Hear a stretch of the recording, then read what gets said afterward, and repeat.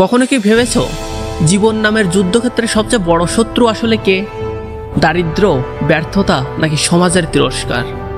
না, আসল শত্রু হলো সেই ভয়, যে ভয় তোমাকে প্রথম পদক্ষেপ নিতে দেয় না।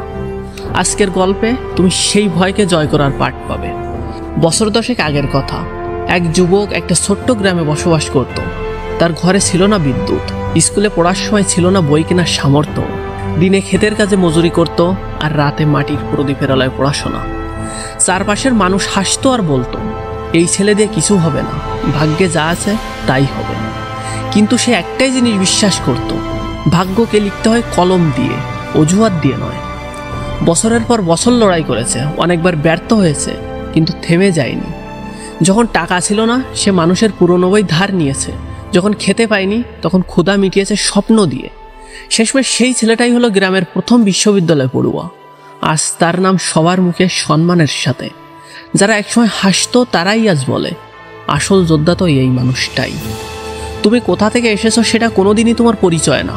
তোমার আসল পরিচয় হলো তুমি কোথায় যেতে চাইছো। ভাগ্যকে বদলানোর ক্ষমতা তোমার হাতেই।